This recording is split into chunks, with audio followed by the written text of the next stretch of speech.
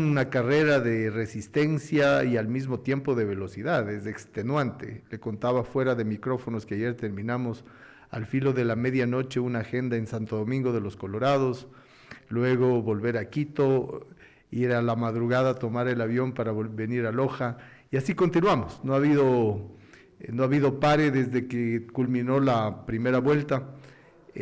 Primero organizando toda la fuerza para enfrentar esta segunda vuelta y ya luego de lleno en esta segunda vuelta. Entonces es una campaña extenuante, muy corta, son apenas 21 días, pero hay que lograr topar el máximo de los territorios. Por eso entre la candidata Luisa y yo nos dividimos el territorio en el sentido de poder abarcar más espacios, más contactos, más organizaciones, más personas, etcétera. Claro, ¿a usted particularmente ya tiene de repente alguna consigna política, administrativa, digamos, para el futuro? Bueno, básicamente aquí la asignación que por mi origen, ¿no? Ha sido la sierra. Yo he estado dedicado a hacer la campaña sobre todo en la sierra. No quiere decir que no vaya a la costa. De hecho, estuve, como le digo, ayer en Santo Domingo y antes de ayer en Guayaquil. En algún momento iré también a otra provincia, Manabí y tal, pero básicamente el objetivo en esta asignación del territorio es que yo pueda ocupar la sierra. Ya, y como le decía, algo eh, más concentrado, el condumio de la consigna política de la campaña, ¿qué será? Bueno, ¿Decirle a la gente qué? básicamente nosotros nos centramos en proponer soluciones a problemas, ¿no? Nuestra campaña ha sido orientada a ubicar cuáles son los problemas que agobian a la familia ecuatoriana y a partir de eso plantear soluciones concretas. Lo Usted cual no sabe, debe ser desconocido para ustedes tampoco, pero, ¿no? pero hay Ni nuevo, o sea, hay novedades, ¿no? En este momento claro. hay novedades. Por ejemplo, el tema de seguridad, que antes era un tema que golpeaba más a ciertos territorios, hoy día prácticamente golpea a todo el Ecuador. Y sí duele que en ciudades que antes usted consideraba que eran ciudades muy tranquilas, le hablo por ejemplo de La Tacunga, le hablo de Ambato, que eran ciudades extremadamente tranquilas, franciscanas, hoy día usted ve azotes de delincuencia inusitados, con niveles de violencia inusitados. ¿Por qué será? Yo creo que es porque ha habido una tal inacción frente a la delincuencia, sobre todo en el gobierno de Daniel Noboa, porque los 3 últimos meses, y eso es tremendo, ¿no? Los 3 últimos meses, enero, febrero y marzo, son los meses más violentos de la historia del Ecuador. Ya estamos en el orden de los 55 homicidios por 100.000 habitantes. Imagínese usted lo que es pasar de 5 homicidios por 100.000 habitantes en el 2017 a 55 homicidios en el 2025. Son 11 veces más. Claro, pero sigo y persevero ahí en la Ajá. pregunta. ¿Por qué cree usted que sea? Creo yo que hay una enorme inacción, una incapacidad manifiesta, pero manifiesta, por más que se han declarado más de 20 estados de excepción, por Pues, más de que se ha declarado estado de guerra, ¿no? sí, Contra la delincuencia, usted ve que los logros son nulos y aquí se evalúa uno por los resultados. Usted puede claro. tener todas las buenas intenciones, pero si tiene resultados malos, son malos. O sea, eso quiere decir que las Fuerzas Armadas, la policía no tienen la suficiente capacidad disuasiva. Creo yo que falta equipamiento, creo que falta inteligencia criminal, no hay un sistema que se adelante al crimen, creo que no hay inteligencia financiera. En un país como el Ecuador, si usted tiene la dolarización, que normalmente es un llamado al lavado de dinero, debe tener excelentes controles, no los tiene y eso hace que las bandas criminales tengan más capacidad financiera que el Estado. Entonces, creo que hay varios elementos, no es solamente de echar bala, y eso en el siglo XXI hay que saberlo, ¿no? Combatir al crimen es inteligencia, es tecnología, es también inversión en el otro lado, para evitar que los jóvenes se vean tentados por la delincuencia, en educación, en deporte, en cultura, en trabajo. Hay una Exacto. falta de trabajo enorme. Eso es fundamental. Eso estaba conversando más temprano, lo que dice el embajador norteamericano, ¿no? Me cae bien este morenito. Él dice que no es cuestión nada más de erradicar a la violencia con más violencia, ¿no? Hay que ver lo que está pasando en los estratos sociales pobres también. Hay que darles oportunidades, economista. ¿Cómo no? Mire, el año 2024 tuvimos en el Ecuador 100.000 ecuatorianos que se fueron del país. 100.000. Una ola migratoria. Y ahora con el acuerdo ya no volverán. No, al revés, o sea, no ha parado eso. Usted ve esta indignidad como vienen los ecuatorianos encadenados, No por eso, pero con lo que esposados. acaba de conseguir el Pero gobierno, eso es propaganda nomás, porque lo que supimos, y todo el mundo ya lo sabe este rato, es que esa fue una cena, no fue un acto oficial, no hubo acuerdo, no hay nada firmado, un acuerdo entre gobiernos no es verbal, eso hay que decirle a la ciudadanía. Un acuerdo entre gobiernos es algo firmado, y eso no existe. pero se allana el camino de repente para eso. Di- Pero se hace una gestión Difícil le para veo. acabar con la inseguridad. O sea, algo se tendrá que hacer. Usted mismo dice que no hay acción. Entonces ahí hay algún gesto, por lo menos, alguna... Es más de la inacción, porque los gestos no ayudan. Acá lo que ayudan son las acciones concretas. Acciones concretas. Mire, si nosotros tenemos 100.000 ecuatorianos que se van del país, es por la falta de seguridad y la falta de empleo. Y si es que no se topan los elementos que votan a los ecuatorianos, que expulsan a los ecuatorianos, que son esa falta de seguridad y falta de empleo, usted podrá hacer lo que quiera como gestos, pero la realidad es otra. Yo estuve hace poquito en comunidades migrantes de ecuatorianos en España, en Italia, en los Estados Unidos, y usted oye unos testimonios verdaderamente de tristeza. Gente joven sobre todo, que se han ido de comunidades incluso indígenas, abandonando familias, parejas, hijos, ¿no? Con lo que eso también significa, porque cuando hay una desintegración familiar, los chicos quedan, por ejemplo, a cargo de parientes o de amigos, y no es lo mismo que se críen con los papás. En un país violento, también eso es una atracción para el crimen, para los vicios. Hay un aumento enorme de los homicidios de jóvenes. Cuando usted ve la tasa de homicidio, la mayor parte son entre 16 y 30 años. La mayor parte de los homicidios. Entonces estamos viviendo, y el segundo causal de muerte de jóvenes es el suicidio. Entonces tenemos un país realmente con una quiebra, no solo política, económica, sino con una quiebra moral también. Lo de la tabla tal vez no habría incidido en liberar una tabla de consumo y serla más libertina, más discrecional. Verá, o sea, ahí es un tema bien, bien serio que hay que tratarlo con la suficiente seriedad, porque la pretensión de una tabla de consumo es evitar que a los enfermos de la adicción se los criminalice, y normalmente la mayor parte de la gente enferma de adicciones es la gente más pobre. Entonces, si tenemos una criminalización sin esa distinción, va a resultar que quienes van a engrosar las cárceles sean las personas que tienen una adicción, más que los traficantes o microtraficantes a quienes hay que caerles con todo el peso de la ley, ¿no? Claro, sí, pero es un problema social. Créame que nos amanecemos aquí en eso y vamos a avanzar seguramente. Porque los pobres, ¿cómo la compran? Si eso es caro. ¿Cómo Claro. tienen dinero para comprar vuelta a los pobres? Porque No, viene la delincuencia, y entonces Ajá. cuando hay una adicción ya la gente se vuelve lo que es la adicción, pues, ¿no? O sea, cualquier cosa por encima, se pierden todos los límites y la delincuencia se aumenta. Es un círculo vicioso que hay que romperlo por donde hay que romperlo. ¿Dónde se rompe esto?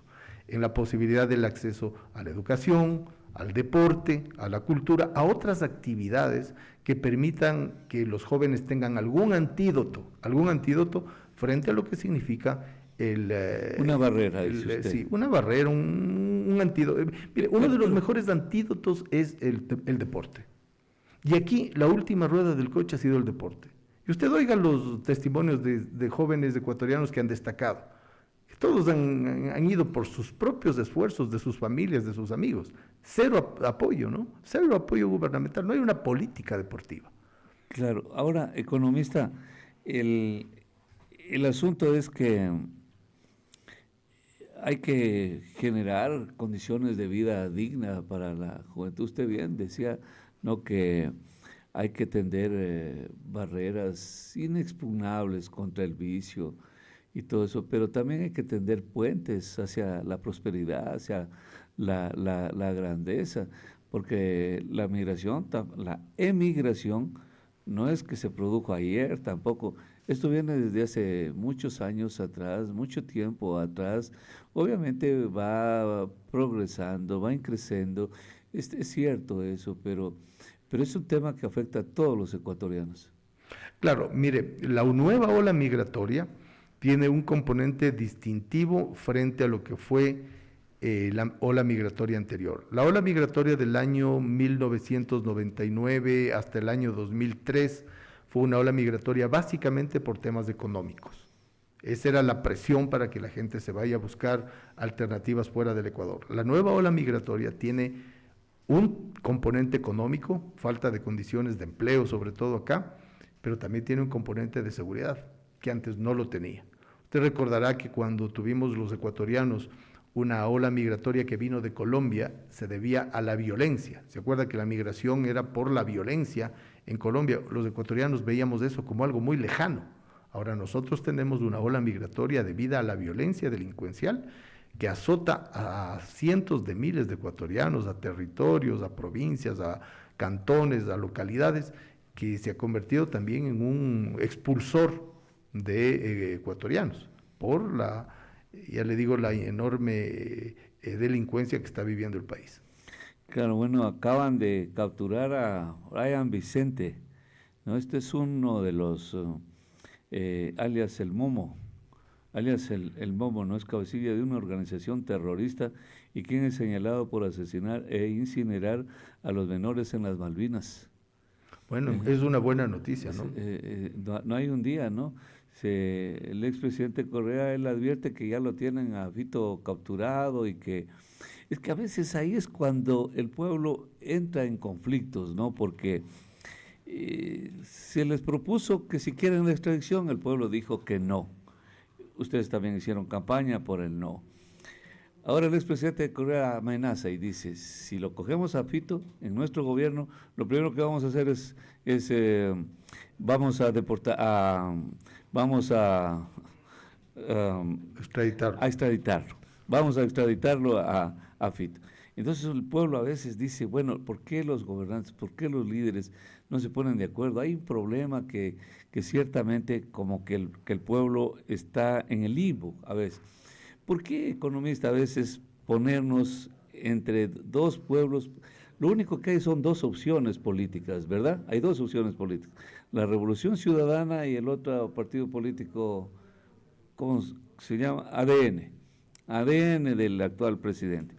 Pero el pueblo es uno solo. ¿Está de acuerdo usted conmigo o no? Yo le he dicho, ¿no? Mire, un delincuente que le va a usted a extorsionar, a secuestrar, a vacunar, no pregunta, a ver, ¿de qué partido es usted? Ya, entonces, no, aquí lo sufrimos todos, ¿no es cierto? Por tanto, la política para contener la delincuencia, para mejorar el empleo, para mejorar los servicios, es para todos, independientemente de qué filiación política, ideológica tiene usted, o de qué partido de fútbol usted le gusta más, qué equipo, no.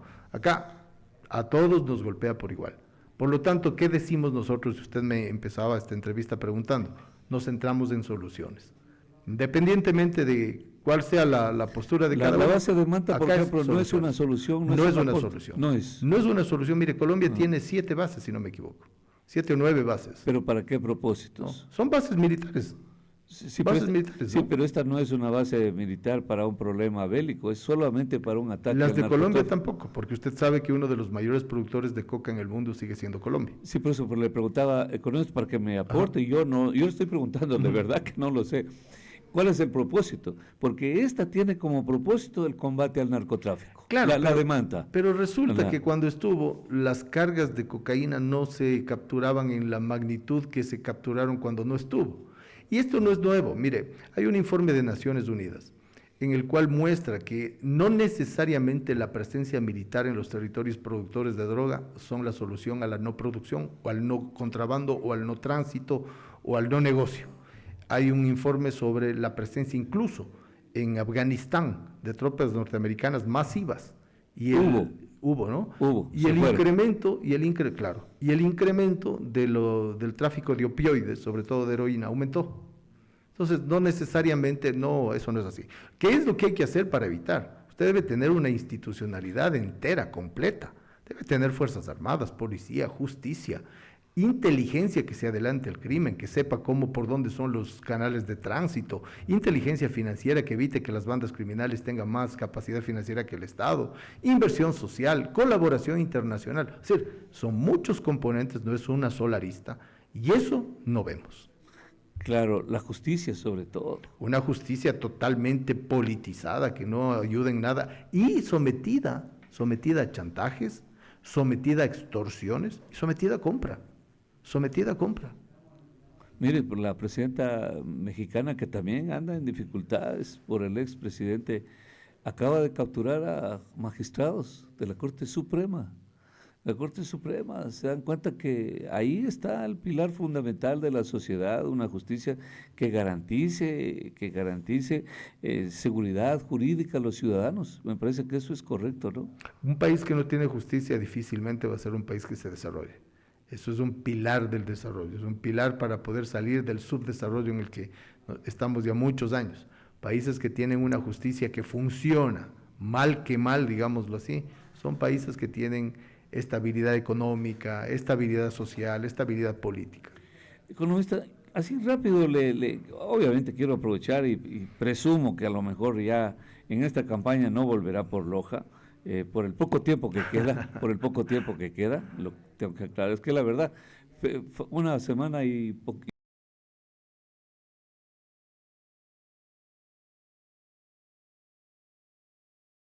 coyuntural también. La asambleísta del correísmo Esther Cuesta presenta proyecto de ley totalitario contra la libertad religiosa de Ecuador. Es un tema bien delicado este tema por la educación de género que quieren introducir en las escuelas, colegios, y dicen que es un poco una retaliación porque la iglesia se habría pronunciado ya a favor de la otra candidatura y, y claro, esto pasa por la Comisión de Garantías Constitucionales, ¿no? A la Asamblea. Este es un proyecto de la revolución de la asambleísta Esther Cuesta al Consejo Nacional de Libertad e Igualdad Religiosa, CONALIR y la Defensoría del Pueblo. No sé si está en medio de sus ocupaciones, ha visto este proyecto, esta propuesta fuerte, es fuerte. No, definitivamente no está en el ámbito mío estar en el asunto legal de la Asamblea, menos todavía en campaña, pero me enteré por la prensa de esta noticia, ¿no? Y estuve viendo ayer un pronunciamiento que hacía la asambleísta Esther y ella negaba algunas cosas, ¿no? Yo no le puedo decir de forma más tajante, sino mi opinión. Si usted me pregunta a mí, si yo estoy de acuerdo de hecho, le pregunto con el asunto del impulso de la equidad de género, no sé qué cosa, entre nuestros niños, yo le digo que estoy total y absolutamente en contra. Total y absolutamente en contra.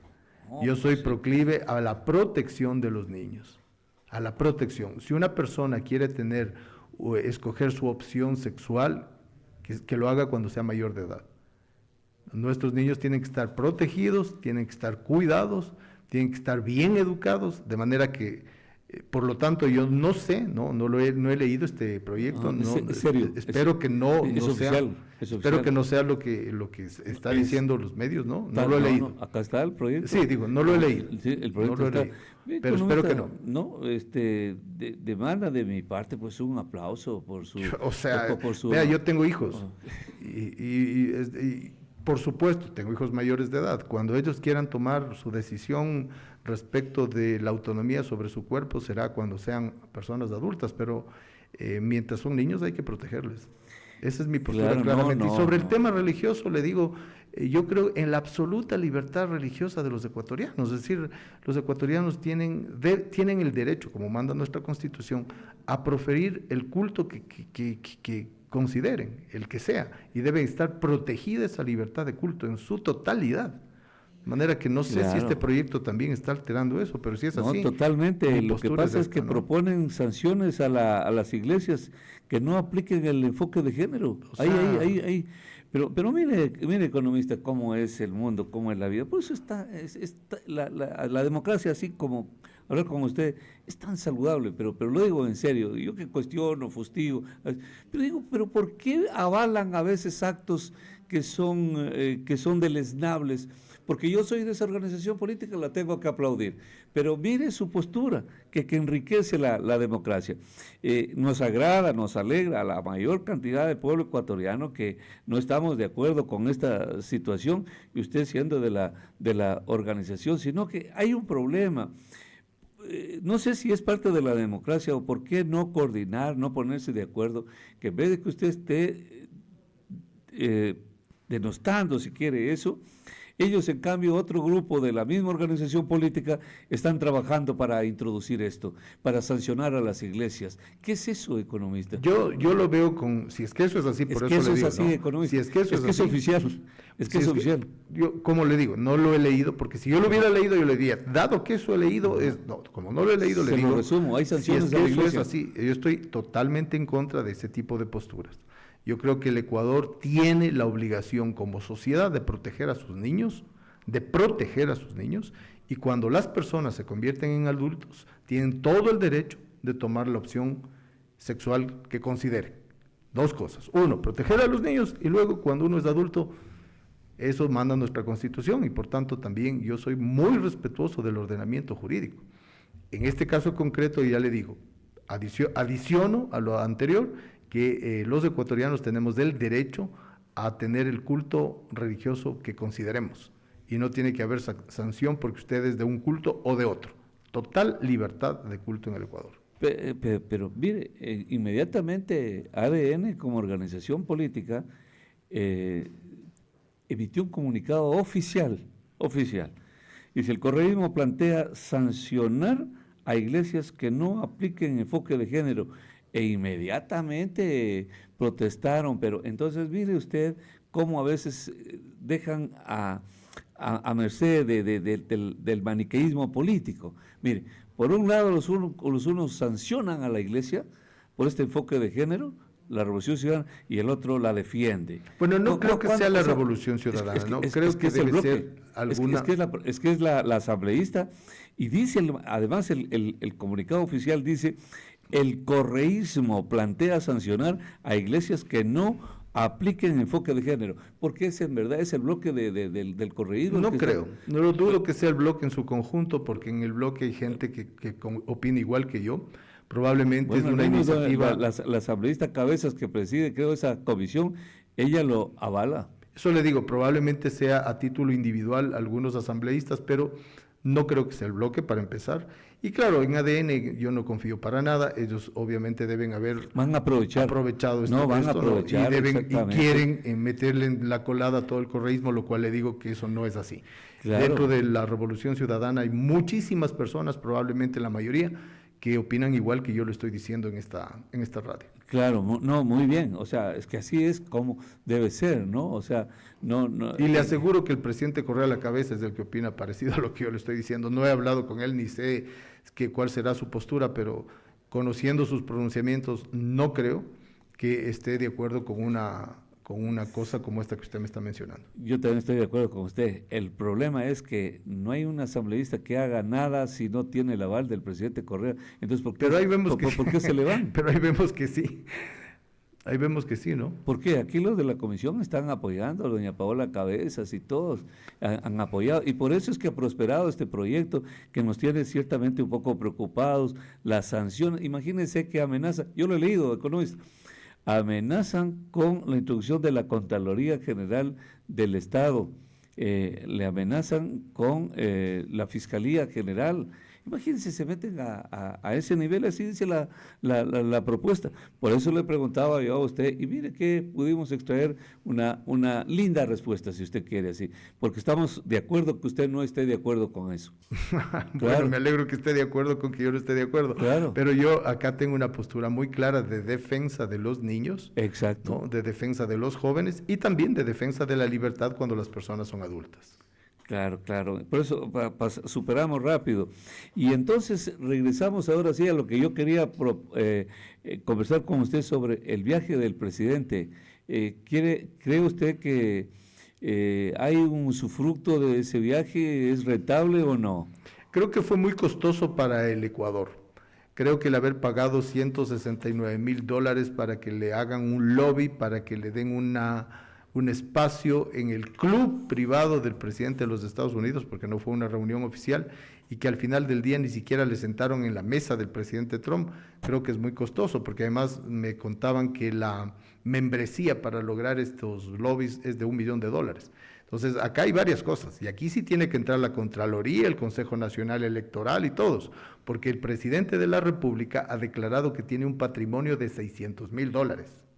600,000. Por su cuenta, ¿no? claro. Entonces, un patrimonio de $600,000 no da como para pagar $169,000. Pero a lo mejor es la ¿no es mamá, cierto? el papá Por eso, entonces si es que es la mamá o el papá, ese ya es un aporte de campaña.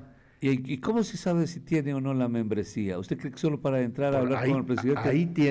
Ahí tienen justamente que entrar los organismos a Ya, evaluar, ¿no es cierto? ya. Porque digamos que sea lo que usted dice, digamos que le haya dado la mamá, ¿no? Eso ya es un aporte de campaña.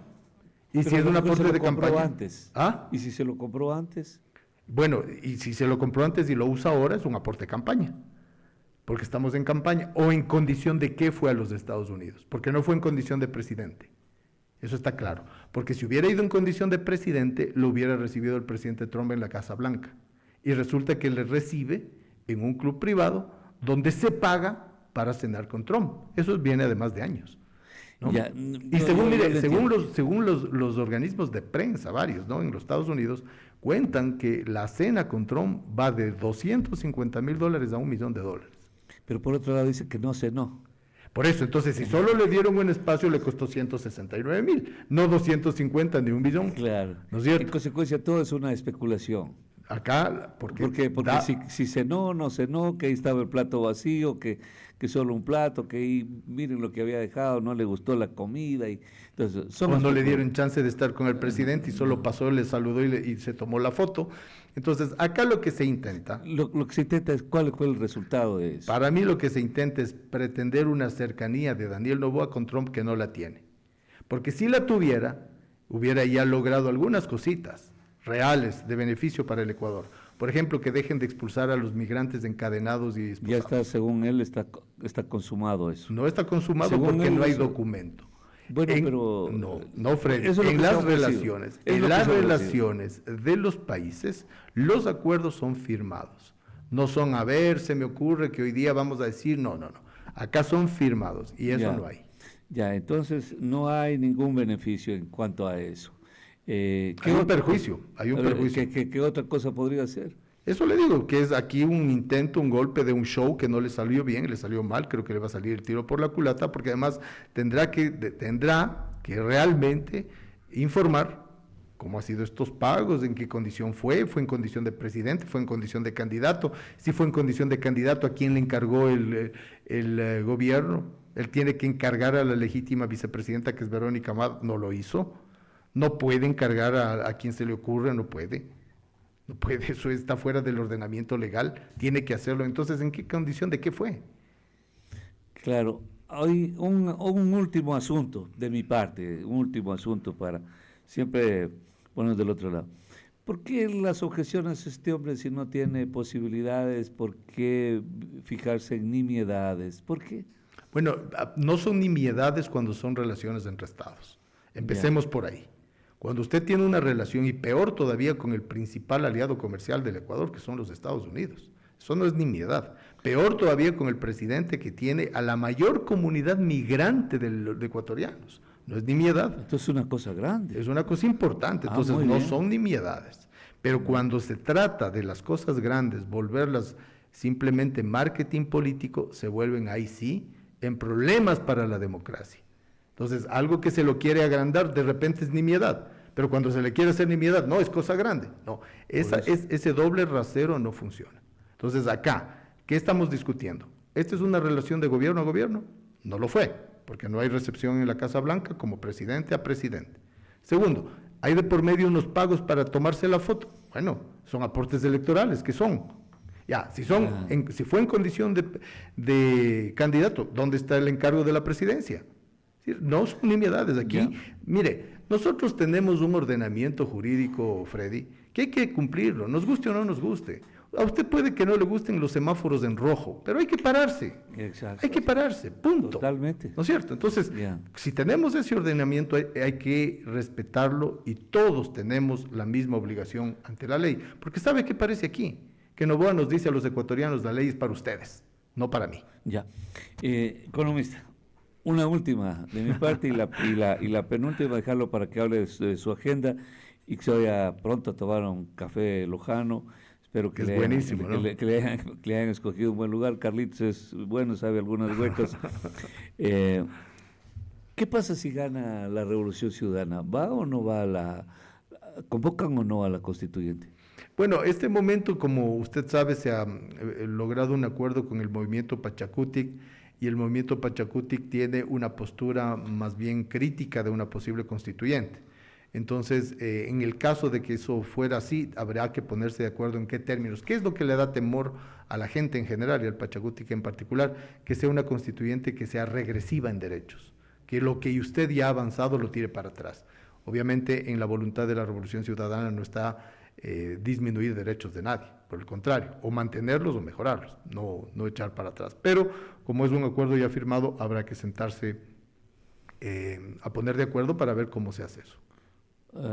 ¿Puede dilatar un poquito más la explicación? Claro, mire, nosotros teníamos la propuesta de que es necesaria una constituyente para arreglar temas concretos. El tema de la justicia, que está totalmente venido a menos, el tema del funcionamiento, nombramiento de los organismos de control y vigilancia, o sea, la propia permanencia o no del Consejo de Participación Ciudadana y Control Social, los temas vinculados a la justicia electoral diferenciada de la administración electoral, que está en este momento en entredicho. Estamos viendo que el Tribunal Contencioso Electoral está actuando solamente de manera política y no de manera como debe actuar un tribunal, y muchas otras cosas, ¿no? Entonces, ese era un planteamiento. Pero dado que aquí hay otras fuerzas políticas que están sumándose al proyecto electoral de la Revolución Ciudadana y hay acuerdos, entonces nosotros sí somos serios en los acuerdos. Entonces, si vamos a continuar con la línea de la constituyente, habrá que ponerse de acuerdo, a eso me refiero, en qué tipo de abordaje haga usted.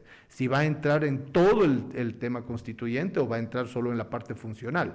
No se va a topar el tema de derechos, que son los primeros 100 artículos casi, sino entrar en la parte funcional, que tiene que ver con el funcionamiento de las instituciones. Ustedes también convienen seguramente con el pueblo ecuatoriano que el Consejo de Participación Ciudadana sí hay que aclarar eso. O sea, el pueblo cree que no ha jugado un buen papel, ¿no? Por eso mismo, entonces, si vamos a entrar en esa discusión, eso implica una asamblea constituyente, porque es parte de la constitución del Estado. Irremediable. ¿No es cierto? Entonces, es irremediable. Esa es la discusión. Usted me preguntaba si vamos a impulsar. Yo le digo, hay estos elementos en nuestro criterio que comparto con usted, pero también en este momento hay un acuerdo.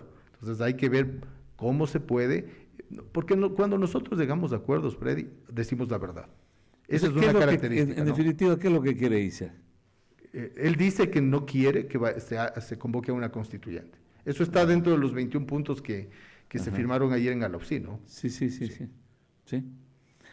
pues si se dice eso, pues hay que cumplirle en realidad, ¿no? Hay que sentarse a conversar, Freddy, porque no todas las cosas están ahí como para no conversarlas. Mire usted, el Ecuador es un país petrolero, necesita los recursos del petróleo para educación, para salud, para seguridad, para infraestructura, para todo. Entonces, ¿vamos a dejar de extraer petróleo? Empezaron a desmontar ya el ITT. Claro, porque hay una consulta popular, una consulta, ¿cierto?, en la cual el pueblo ya se pronunció. Y eso también es ordenamiento jurídico y usted tiene que respetarlo. Exactamente. Tiene que respetarlo. Exactamente. Pero hay todos otros yacimientos que están en producción o no están, han decaído la producción. Sí, también. Entonces, esos recursos que son parte de la economía extractivista están ahí.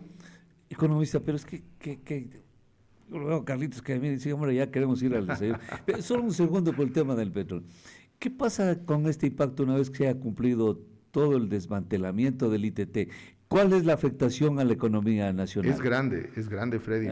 Fíjese, vamos 2 pasitos para atrás. Ya. Cuando el presidente Lasso incluye a la consulta sobre el Yasuní en la consulta popular, lo hizo pensando que al incluir la consulta del Yasuní iba a ganar la totalidad de la consulta. No ganó la consulta, la perdió y le dejó al Ecuador con la aprobación de no explotar el Yasuní. ¿Qué significa en términos económicos para el Ecuador dejar de explotar el Yasuní? Son $1.000 millones más por año y además una asignación de al menos, según expertos, $4.000 millones para cerrar completamente el Yasuní.